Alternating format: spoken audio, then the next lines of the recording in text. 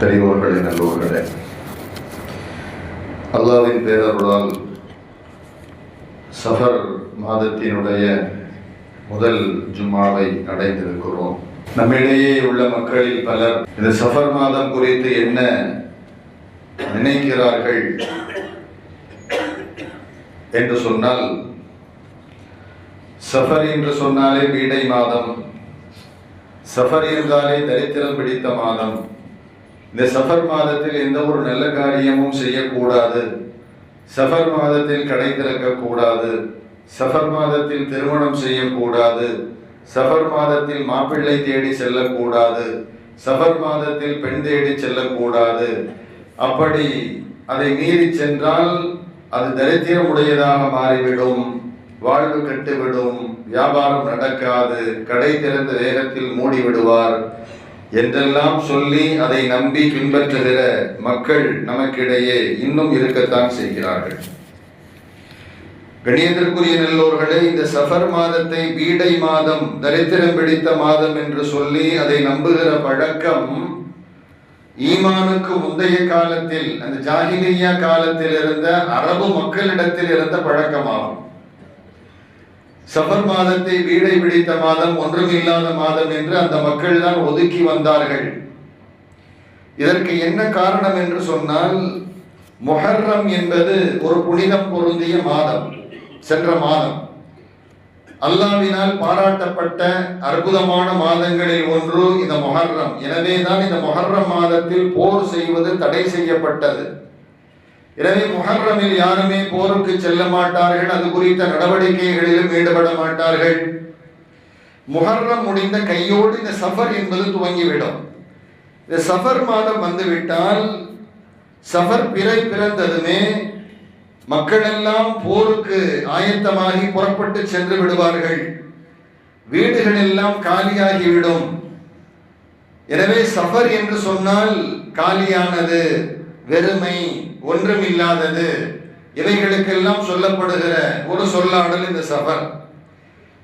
எனவேதான் காலியானது, வெறுமை என்ற பொருள் கொண்ட இந்த சஃபர் வந்துவிட்டால் இது நம்மை காலி செய்யக்கூடிய மாதம், இது வெறுமையான மாதம், நம்மை வெறுமைப்படுத்திவிடும், இது தரித்திரமான மாதம் என்று இந்த மக்கள் அப்படியாக நம்பி அதை பின்பற்றி வந்தார்கள்.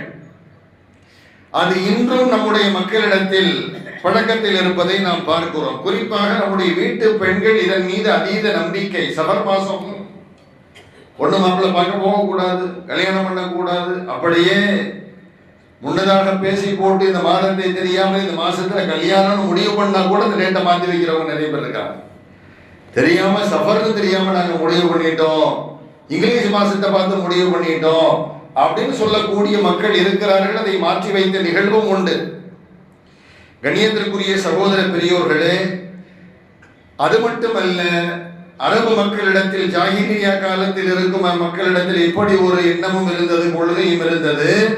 சஃபர் வந்துவிட்டால் நோய் வந்துவிடும், சஃபர் வந்துவிட்டால் வயிற்று வலி வந்துவிடும், சஃபர் வந்துவிட்டால் தொற்று வியாதிகள் எல்லாம் பரவ ஆரம்பித்துவிடும் என்ற நம்பிக்கையும் அவர்களிடத்தில் இருந்தது. நான் சொல்ல வருவது, ஒரு விஷயத்தை நம்பி ஒரு சமூகம், ஒரு மக்கள் கூட்டம் செயல்படுகிறது என்றால், அதுவும் இஸ்லாத்தின் பெயரில் ஒரு கூட்டம் ஒன்றை நம்பி அவர்களாக உருவாக்கி கொண்டு செயல்படுகிறார்கள் என்றால் அப்படி செயல்படுவதில் தவறில்லை. ஆனால் அப்படி அவர்கள் செயல்படுவதற்கு ஆதாரம் இருக்க வேண்டும், அல்லாஹ் ரசூலினுடைய அங்கீகாரம் இருக்க வேண்டும். ஒன்றை இவர்களாக உருவாக்கி கொண்டு மார்க்கத்தினுடைய எந்த அடிப்படையும் இல்லாமல் இது பீடை பிடித்தது, தரித்திரம் பிடித்தது, அப்படி இப்படி என்று சொல்லி அதை பின்பற்றுவதற்கு, அப்படி பின்பற்றுவது ஒருபோதும் மார்க்கமாக இருக்க முடியாது. தீன் என்று சொன்னால், மார்க்கம் என்று சொன்னால், ஒன்று அல்லாஹ்வின் அங்கீகாரம் இருக்கணும். நாம செய்யக்கூடிய செயலுக்கு, நாம் செய்யக்கூடிய அமலுக்கு அல்லாஹ்வின் உத்தரவு இருக்கலாம், இல்லைன்னா அல்லாஹ்வுடைய அங்கீகாரம் இருக்கணும். இல்லைன்னு சொன்னா பெருமானார் ஸல்லல்லாஹு அலைஹி வஸல்லம் அவர்களுடைய வழிகாட்டல் இருக்கணும், பெருமானார் சொல்லி இருக்கணும். இல்லைன்னு சொன்னா பெருமானார் சஹாபாக்கள் செய்வதை ஆமோதித்து இருக்க வேண்டும். அப்ப எந்த ஒரு இஷாராவும், எந்த ஒரு அனுமதியும், எந்த ஒரு இஜாசத்தும் இல்லாமல் மக்களாக ஒன்று சேர்ந்து சில கற்பனைகளை வைத்து, இது இப்படியான மாதம், இப்படியான மாதம், முஹர்ரமுக்கு அடுத்தபடியா உள்ள மாசம், முஹர்ரத்துல போருக்கு போகாம இருந்தாங்க, இவன் போருக்கு போக ஆரம்பிச்சிட்டாங்க, வீடெல்லாம் காலியா போச்சு, நோய் பரவி கொண்டிருக்கிறது, அனைவருக்கும் வயிற்று வலி வந்து விட்டது. கணியத்திற்குரிய சகோதர பெரியோர்களே, அப்ப இதுவெல்லாம் அல்லாஹ் ரசூலினால் அங்கீகரிக்கப்படாத செயல்பாடுகள் ஆகும். எனவே இதற்கும் இஸ்லாத்துக்கும் எந்த ஒரு சம்பந்தமும் இல்லை, எந்த ஒரு தொடர்பும் இல்லை. அரபு மக்களிடத்திலே ஒரு பழக்கம் ஆழமாக இருந்தது, சஃபர் வந்தால் தொற்று நோய் பரவும். ஸல்லல்லாஹு அலைஹி வஸல்லம் அவர்கள் இதற்கெல்லாம் அழுத்தமான ஒரு ஹதீஸை, ஒரு தகவலை சொன்னார்கள். லா அதுவா, தொற்று நோய் என்பது கிடையாது. வலா தியரத, ஸல்லல்லாஹு அலைஹி வஸல்லம் சொன்னாங்க, சகுனம் என்பது கிடையாது. சகுனம் பார்த்தல் இஸ்லாத்தில் இல்லை. வலா ஹாம்மத, ஆந்தை சகுனம், ஆந்தை இருக்குது பாத்தீங்களா, ஆந்தை சகுனம் என்பது கிடையாது. அதே போல வலா சஃபர, இது சஃபர் மாதம் பீடை பிடித்த மாதம் என்பதும் கிடையாது. ரசூலுல்லாஹி ஸல்லல்லாஹு அலைஹி சொன்னாங்க, லா அதுவா வலா தியரத வலா ஹாம்மத வலா சஃபர, தொற்று நோய் கிடையாது, பறவை ஜோசியம் அதான் பறவை சகுனம் கிடையாது, ஆந்தை சகுனம் கிடையாது. அதே போல இந்த சஃபர் மாதமும் பீடையான மாதம் அல்ல என்று ஸல்லல்லாஹு அலைஹி வஸல்லம் அவர்கள் சொன்னார்கள். இப்ப நான் இந்த ஹதீஸை சொன்ன உடனே நம்முடைய உள்ளத்துல ஒரு கேள்வி ஒன்று வந்திருக்கும். லா அதுவா, தொற்று நோய் என்பது இல்லை, தொற்று நோய் என்பது இல்லை என்று எப்படி சொல்ல முடியும்? அறிவியல் பூர்வமாக நிரூபணம் செய்யப்பட்டிருக்கிறது இன்னென்ன வியாதிகள் எல்லாம் தொற்று வியாதி என்று. கொரோனா என்று சொல்லப்படுகிற ஒரு வியாதி கடந்த சில ஆண்டுகளுக்கு முன்பு வந்தது. அது அனைவருக்கும் தொற்றிவிடக் கூடாது என்பதற்காக சில பாதுகாப்பு நடவடிக்கைகளை அரசாங்கம் கையாள வேண்டும் என்று சொன்னது. மூக்கில் கவசம் அணிந்து சென்றோம், டிஸ்டன்ஸ் மெயின்டைன் பண்ணோம், பள்ளிவாசல் இமாம் ஜமாத் நின்று தொட முடியல, ஒருவருக்கு ஒரு முசாஃபா செய்ய முடியல. காரணம் என்னன்னு சொன்னா, இதன் மூலமாக நோய் தொற்றிக்கொள்ளும், இதன் மூலமாக நோய் தொற்றிக்கொள்ளும் என்று இருக்கும் பொழுது, அறிவியல் இப்படி சொல்லி தருகிற பொழுது, பெருமானாருக்கு லா அதுவா, தொற்று நோய் என்பது கிடையாது என்று சொல்கிறார்களே, இது எந்த வகையில் சரியானது அப்படிங்கிற கேள்வி எல்லாம் வேணும். இன்னும் இதை விட அதிகமாக கூட வரலாம், எல்லாத்துக்கும் பதில் இருக்கு. கணியத்திற்குரிய சகோதர பெரியோர்களே, ஒரு நோய் தாமாக பரவாது. அந்த மக்கள் இருக்கிறாங்க பாத்தீங்களா, ஜாஹிலியா காலத்தில் உள்ள மக்கள் என்ன நினைச்சிட்டு இருந்தாங்கன்னா, ஒரு நோய் என்பது அது தாமாக பரவும், அது அதுவாக பரவும், அதனுடைய ஆற்றலை கொண்டு, அதனுடைய வீரியத்தை கொண்டு அதுவாக ஒருவரிலிருந்து ஒருவராக, ஒருவரிலிருந்து ஒருவராக, ஒருவரிலிருந்து ஒருவராக இப்படி தாமாக பரவும் என்ற கொள்கை அவர்களிடத்தில் இருந்துச்சு. அப்ப ஸல்லல்லாஹு அலைஹி வஸல்லம் சொன்னாங்க, அது எப்படி தானாக பரவும்? அது எப்படி தாமாக? இந்த நோய்க்கு கை கால் இருக்குதா, அதுல ரூஹ் இருக்குதா? அதாவது அந்த நோய் எப்படி தாமாக பரவும்? அல்லாஹ் நாடாமல் எப்படி தாமாக பரவும்னு கேட்டாங்க ஸல்லல்லாஹு அலைஹி வஸல்லம். என்ன சொன்னார்கள்? தாமாக பரவும் என்று நீங்கள் சொல்கிறீர்களே, அல்லாஹ் நாடினால் தானே ஒருவருக்கு இருந்து ஒருவருக்கு செல்ல முடியும், ஒரு மிருகத்திடமிருந்து இன்னொரு மிருகத்துக்கு அந்த நோய் பரவ முடியும். அல்லாஹ் நாடாமல், அல்லாஹ் பிரியப்படாமல், அல்லாஹ் உத்தரவிடாமல், அல்லாஹ்வுடைய அனுமதி இல்லாமல், அல்லாஹ்வுடைய பிரியம் இல்லாமல் பரவி விடுமா? உங்க கொள்கையை தவறு. லா அதுவா, தொற்று நோய் கிடையாது நாங்க சொன்னாலும் கொஞ்சம் புரிஞ்சிருக்கும்னு நினைக்கிறேன். ஒரு நோய் என்பது அதுவாக தாமாக பரவாத, அல்லாஹ்வின் இஜாசத் இல்லாமல், அல்லாஹ்வின் அனுமதி இல்லாமல், அல்லாஹ்வின் உத்தரவு இல்லாமல், அல்லாஹ் உத்தரவிடுகிறான் அது பரவுகிறது, அவ்வளவுதான். அப்படி சொல்லுங்க. நீங்க நினைக்கிறது போல உங்க கொள்கை அல்ல மார்க்கம். லா அதுவா, தொற்று நோய் எல்லாம் கிடையாது பாண்டாங்க. அதே போல ஸல்லல்லாஹு அலைஹி வஸல்லம் அவர்கள் சொன்னார்கள், வலா தியரத, பறவை சகுனம் என்பது கிடையாது, பறவை சகனம் என்பது கிடையாது. என்ன பறவை சகனம்? அந்த காலத்துல அரபு மக்களிடத்துல எல்லாம் கூட பழக்கம் இருந்துச்சு. அதுல இந்த பறவை சகனம் இருந்துச்சு. எப்படின்னு சொன்னா, அவங்க வெளியே எங்கேயாவது போகும்போது ஒரு பெரிய ஒரு விழாவோ அல்லது ஏதோ ஒன்றுக்காக அவர்கள் வெளியே செல்லுகிற பொழுது இவர்களது காரியம் சக்சஸ் ஆகும் ஆகாதா அப்படிங்கறது இவர்கள் தெரிந்து கொள்வதற்காக வேண்டி ஏதோ ஒரு பறவை ஒன்றை பிடித்து வெளியே வந்து அந்த பறவை அப்படி பறக்க விடுவாங்க. அந்த பறவை நேர போச்சுன்னு சொன்னா ஒண்ணு, ரைட்ல போச்சுன்னு சொன்னா ஒண்ணு, லெப்ட்ல போனா ஒண்ணு, பின்னால போனா ஒண்ணு, இப்படியாக ஒவ்வொன்றுக்கும் ஒரு காரணத்தை வைத்திருந்தார்கள். இப்படி பறந்தால் நல்லது, இப்படி பறந்தா கெட்டது. இப்ப நாம சொல்றதா இருந்தா கிளி ஜோசியத்தை சொல்லலாம். கிளி ஜோசியம் தெரியும்ல, பாவம் அப்புறாணி அவரே ஒண்ணும் இல்லாம கூண்டுக்குள்ள கிளி அடைச்சு தெருவா சுத்திக்கிட்டு இருப்பாரு. என்கிட்ட வாங்க உங்களுடைய வாழ்வை வளப்படுத்துகிறேன் என்று இவர் சுத்தி கொண்டிருப்பார். ஆனால் அவருடைய வாழ்வே 5க்கும் 10க்கும் அலையக்கூடிய ஒரு நிலையில் அவர் இருப்பார், ஒரு பறவையை கூண்டில் அடைத்து வைத்துக் கொண்டு. அப்ப அவருடைய வாழ்வையே அவருடைய ஜோசிய பிசினஸால இம்ப்ரூவ்மெண்ட் பண்ண முடியல, அவருடைய வாழ்வை செழிப்பாக்க முடியல. அவர் கூண்டை பிடிச்சிக்கிட்டு ஒரு பாய் ஒண்ணு சுருட்டி கையில வச்சுக்கிட்டு தெரிஞ்சுக்கிட்டே இருப்பார். நான் எல்லாம் பார்த்து சொல்றேன் உங்களுடைய வாழ்வு வளப்படும் என்று என்ன ரீதியில் அவர் சொல்லுவார். பாவம் அந்த கிளி என்ன செய்யும், அந்த கிளிக்கு பழக்கி வச்சிருப்பாங்க. கிளி என்பதை அது கிளியின் இல்லை, எந்த மிருகத்தோடு நீங்கள் எப்படி பழகினாலும் அது உங்களோடு பழகும். இந்த மிருகத்தை நாய் தான், இப்படி சிங்கம் தான், புலி என்றெல்லாம் அல்ல, எந்த மிருகமா இருந்தாலும் சரி, எந்த மிருகமாக இருந்தாலும் சரி, நீங்கள் பழக்கினால், ஒன்றை கற்றுக் கொடுத்தால் அதை அப்படியே செய்யக்கூடிய அறிவாற்றலை அவைகளுக்கு அல்லாஹ் கொடுத்திருக்கிறான். அதில் கிளி என்பது விதிவிலக்கு அல்ல. அந்த கிளியை பழக்கி வச்சிருப்பாங்க. உடனே இவர் என்ன செய்வார், நம்மால் அங்க போய் உட்கார்ந்து, ஐயா எனக்கு அப்படி இருக்கு, இப்படி இருக்கு, அது இருக்கு, இது இருக்கு, ஒண்ணுமே சக்சஸ் ஆகல, ஒரு ஜோசியம் பார்த்து சொல்லுங்கன்னு போய் உட்கார்ந்துருவார். உடனே அவர் அந்த கிளியை கூப்பிடுவார், என்னென்னமோ சொல்லுவார். அந்த கிளி கூண்டுக்குள்ள அப்படியே ஆடி ஆடி வரும். வந்து அங்க நிறைய போட்டோக்கள் அடுக்கி வைக்கப்பட்டிருக்கும். அதுல சில கதைகள் எல்லாம் எழுதப்பட்டிருக்கும். அந்த போட்டோவுக்கு கீழே அது ஒண்ணா எடுத்து போட்டு ஒன்னு எடுத்து கொடுத்துட்டு உள்ள போயிடாது. அதுக்கு சொல்லி கொடுத்தது அது செய்யும், அவ்வளவுதான். சொல்வதை செய்யும் கிளிப்பிள்ளை அல்லது சொல்வதை சொல்லும் கிளிப்பிள்ளைன்னு சொல்லுவாங்களே, அந்த மாதிரி வெளியே வந்த உடனே ஒரு 5 அட்டையை கீழே எடுத்து போட்டு ஒரு 6வது ஒரு அட்டையை எடுத்து கொடுத்து போயிட்டே இருக்கும். உடனே இவர் விரிப்பார், படிப்பார். உங்களுக்கு இந்த போட்டோ வந்திருக்குது, நீங்க அப்படி இப்படி அப்படின்னு சொல்லி அதோட மேட்டர் எல்லாம் வாசிப்பார். அப்ப அவர் வாசிக்கிறாரு பாத்தீங்களா, ஒரு A4 ஷீட் சைஸ்ல வாசிப்பார். அப்படி வாசிக்க வாசிக்க ஒரு சில விஷயங்கள் நம்முடைய வாழ்க்கையோட டச் ஆகும். ஒரு சில விஷயங்கள் டச் ஆகும். சில வார்த்தை அவன் சொல்றதே புரியாது, அது தமிழ்ல சொல்றானா தெலுங்குல சொல்றானான்னு தெரியாது. ஒரு சில வார்த்தை டச் ஆன உடனே ஆஹா ஜோசியக்காரர் சொல்றது சரிதான் அப்படின்னு அவர் முடிவு பண்ணிட்டு போயிடுவார். கிளி ஜோசியக்காரன் வாசிக்கிறதே இல்லை. நீங்க ஏன்ட்ட வாங்க, நான் உங்களுக்கு வாசி காமிக்கிறேன், ஏன்ட்ட வாங்க, நான் உங்களுக்கு வாசி காமிக்கிறேன். பிறகு நீங்க அதட்ட ஒய்யாரத்தை கொண்டு வச்சிருக்கீங்க. என்ன அதாவது ஒரு பிரச்சனைன்னு சொல்லி ஒரு ஆள் போறாருன்னா அவருடைய அசைவுகளை பார்த்து சில விஷயத்தை சொல்லிடுவாங்க. இரண்டாவது அவர் பேசுறத வச்சு சொல்லிடுவாங்க. அவர் பிரச்சனையினுடைய தாக்கத்தை நம்ம இடத்தில் முறையிடுவார் பார்த்தீங்கன்னா அதை வச்சு சொல்லிடுவாங்க. உளவியல் ரீதியாக பல்வேறு விஷயங்கள் சொல்ல முடியும். அதற்கு நீங்க ஜோசியன் பேர் வச்சுக்கிட்டாலும் சரி, அல்லது கைரேகன் பேர் வச்சாலும் சரி. அப்ப கண்ணியத்திற்குரிய சகோதரர் அப்படி டச் ஆயிடுச்சு அப்படின்னு சொன்னா சொல்றது சரிதாங்க, இப்படிதான் என் வாழ்க்கையில் இருக்குது.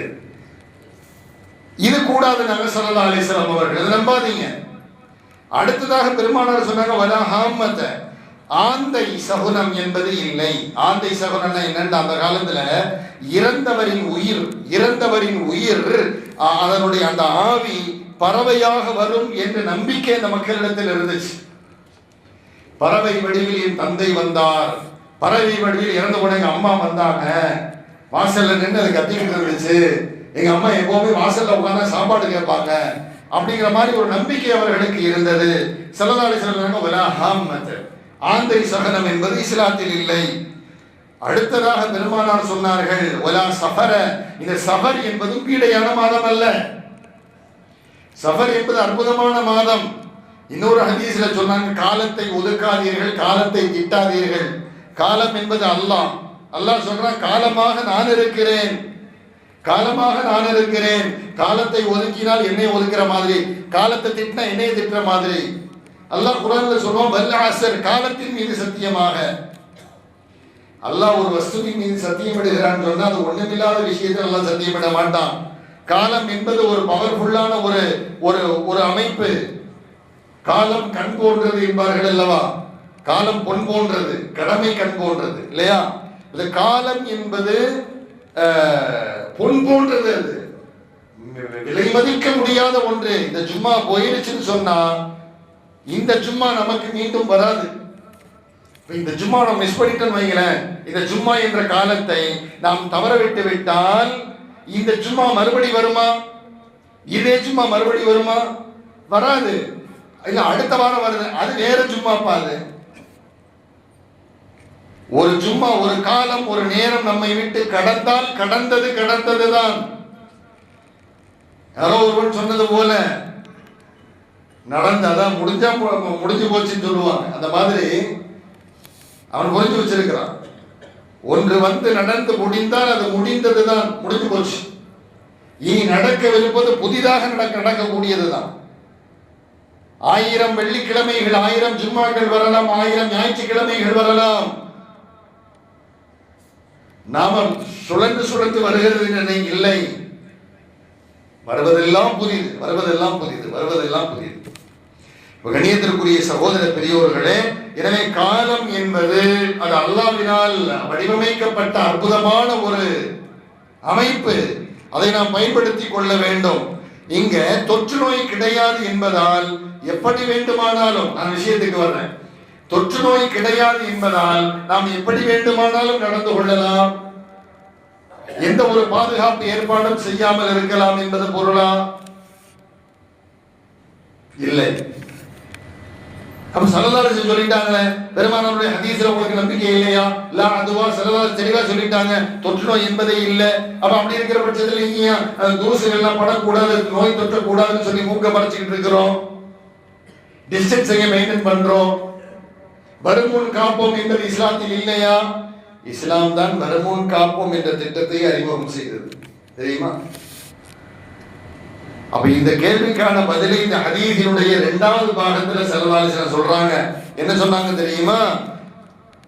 ஃபஃபிர்ர மினல் மஜ்தூமி கமா தஃபிர்ரு மினல் அஸதி.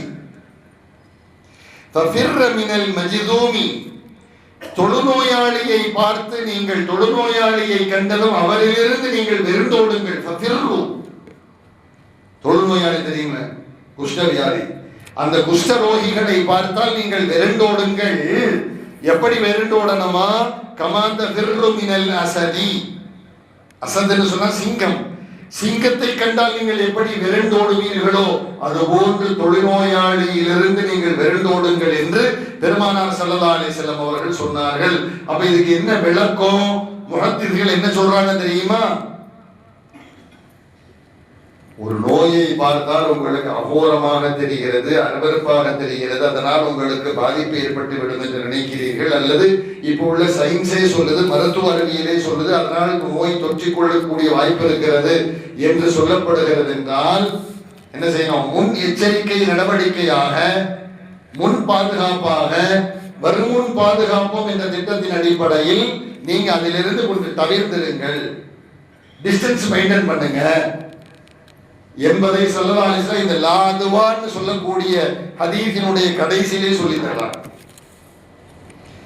அவர் தொற்று நோய் என்பது கிடையாது, முன்னெச்சரிக்கை நடவடிக்கை செய்வதில் தவறில்லை என்பதை பெருமானார் ஸல்லல்லாஹு அலைஹி வஸல்லம் அவர்கள் இங்க நமக்கு சொல்லி தருகிறார்கள். நல்லோர்களே, இப்ப ஜோசியம் பார்க்கிறது, சகுனம் பார்க்கிறது, நல்ல நேரம் கெட்ட நேரம் பார்க்கிறது, விதவையான பெண் வந்தால் குறுக்கே செல்லாமல் வீட்டுக்குள் வந்து விடுவது, ஒரு பூனை குறுக்கு நான் ஒரு காரியமா போகும்போது பூனை அப்படி போயிடுச்சுன்னு வைங்களேன், பூனை போச்சுன்னு தப்பு பேக் வாங்கி வந்துடுவார். ஏன்னு சொன்னா பூனை குறுக்க போச்சுன்னா ஒரு காரியம் விளங்காது. இதுவெல்லாம் மற்ற மக்களிடத்துல இருக்குது, அவங்ககிட்ட உள்ள சட்டம். பூனை குறுக்க போனா போகக்கூடாது, வெளியே போகும்போது ஒரு விதவை வந்தா போகக்கூடாது, இப்படியான சில செயல்பாடுகள் எல்லாம் இது நம்முடைய மார்க்கம் நமக்கு வழிகாட்டியதெல்லாம் அந்த மக்கள் அவங்க செய்யக்கூடிய ஒரு செயலாக உள்ளது. கணியத்திற்குரிய நல்லோர்களே, இதற்கும் மார்க்கத்துக்கும் எந்த ஒரு சம்பந்தமும் இல்லை, அங்கீகாரமும் இல்லை. ஆனால் இன்று சில இஸ்லாமிய பெண்களிடத்திலும் ஆண்களிடத்திலும் இதையெல்லாம் இருப்பதை பார்க்கும், இதையெல்லாம் இருப்பதை பார்க்கும். பூனைக்கு என்ன தெரியும்? அது பாட்டு வருது போகுது. இன்னொன்னு கூட சொல்றேன், இவரை பார்த்தோம்னா அது வேற ஓடுது. நாம எலியை தேடி போறோம், இந்த முகையில் குளிச்சா எங்க எலி கிடைக்க போகுதுன்னு சொல்லி அது ஓடுது. இவர் என்ன நினைக்கிறாரு? இது குறுக்க போயிருச்சு, நம்மளை பார்த்தோம்னா அதான் வேகமா ஓடுது. நாம அதை பார்த்தோம்னா 2வதா பின்னால வர்றோம். வீட்டை விட்டு வெளியே போகும்போது டப்புன்னு கால் தட்டிடுச்சுன்னா போகாதீங்க, கால் தடுக்குது, என்னமோ நடக்க போகுது. கால் தடுக்குதுன்னா நீ பார்த்து போகலப்பா, அல்லாஹ் கொடுத்த பார்வையை யூஸ் பண்ண, சரியா யூஸ் பண்ண. எல்லாருக்கும் தடுக்கதான் செய்யும், எனக்கும் தடுக்கதான் செய்யும். கால் தடுக்காமல் யாரும் இல்லை, இடறி விழாமல் யாரும் இல்லை, கீழே விழாமல் யாரும் இல்லை. இதுவெல்லாம் நம்முடைய கவனக்குறைவால் வருவது. நம்முடைய கவனக்குறைவால் வருவது. வீட்டுல மனைவி என்ன செய்வாங்க, குழம்புல உப்பை கூட்டி போட்டுருவாங்க, கவனக்குறைவால் வர்றது. இல்லைன்னா உப்பை இல்லாம வச்சிருவாங்க நோயாளி மாதிரி. அப்ப இதெல்லாம் என்ன, உப்பு இல்லாம வச்சுட்டா இன்னைக்கு இது நடக்க போகுது, உப்பை கொண்டு அள்ளி போட்டுட்டா இன்னைக்கு என்னவோ நடக்க போகுது அப்படிங்கிறது பொருளா? இதெல்லாம் கவனக்குறைவு. அல்லாஹ் அனைத்து ஆற்றலும் கொடுத்து ஒரு மனிதனை உருவாக்கி இருக்க அந்த ஆற்றலை இவன் சரியான இடத்தில் பிரயோகிக்காமல் காலத்தையும் நேரத்தையும் சொல்லி இது இப்படி நடக்கும் அப்படி நடக்கும் என்று என்ன சம்பந்தம் இருக்கு? அன்னல் குவத்த லில்லாஹி ஜமீஆ, அனைத்து ஆற்றலையும் அல்லாஹ் தன்வசம் வைத்திருக்கக்கூடிய நேரத்தில் இவர் சில விஷயங்களை சொல்லி இது இப்படி அப்படி என்று சொல்வதற்கு என்ன சம்பந்தம் உண்டு? கண்ணியத்திற்குரிய சகோதர பெரியவர்களே, நன்றாக தொடக்கூடியவராக இருப்பார், ஆனா ஜோசியக்காரன் போய் மண்டி போட்டு உட்கார்ந்திருப்பார். மகளுடைய திருமணத்தை முதல்ல நாள் குறிப்பதற்கு ஜோசியக்காரர்கள் தான் போவாங்க.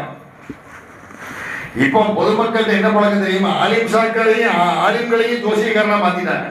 இப்ப நம்மள்டே வந்து உட்கார்ந்து அதுக்கு நல்ல நேரம் பார்த்து சொல்லுங்க, நான் வந்து பொண்ணு பார்க்க போறேன்.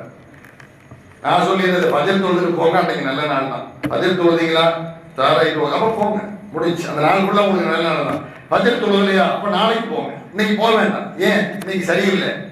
ஏன் சரியில்லை? சைத்தான் சிறுநீர் கழிச்சிருப்போம் உங்க காதுல, நீங்க பஜல் தொழல, அப்ப இப்படியே நஜீஸோட போறதா, நாளைக்கு போக நல்லா பறக்க செய்யும். இப்படித்தான் நம்முடைய மார்க்கம் வழிகாட்டுகிறதே தவிர, ஆனா என்ன செய்வாங்கன்னு சொன்னா, பொண்ணுடைய திருமணமோ அல்லது மகனுடைய திருமணமோ வந்துருச்சுன்னு சொன்னா அந்த கேலண்டரை எடுத்து புரட்டி வச்சு ராகு எங்க இருக்குது, கேது எங்க இருக்குது, யமாண்ட எங்க இருக்கு, இது உலமாக்களுக்கும் இதுக்கு சம்பந்தமே இல்லை.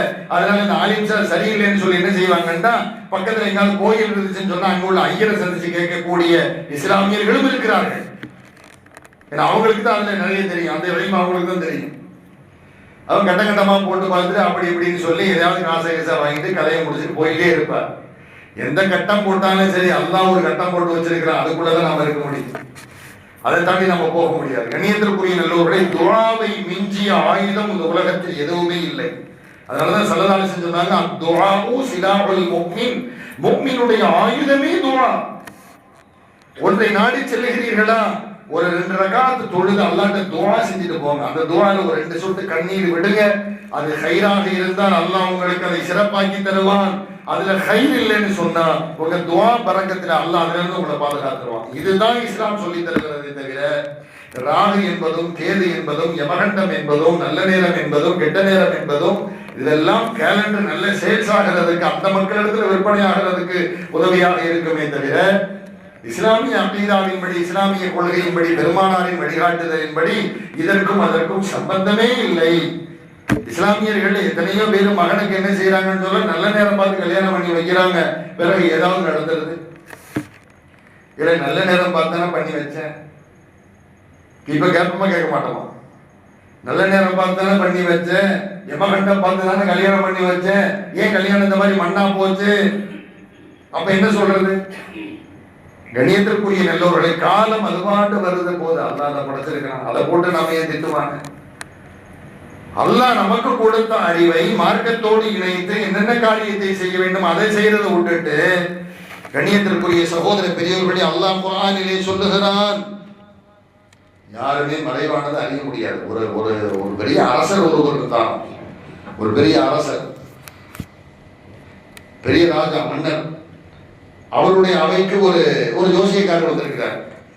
அப்ப ஜோசியக்காரர் வந்தது வராம அரசருக்கு ஜோசியம் பார்த்திருக்கிறார். என்ன ஜோசியம் பார்த்திருக்காரு? அரச பெருந்தகையை இன்னும் 2 தினங்களில் நீங்கள் மறைத்து போய் விடுவீர்கள், உங்களுடைய ஜாதகம் பேசுகிறது அப்படின்றார்.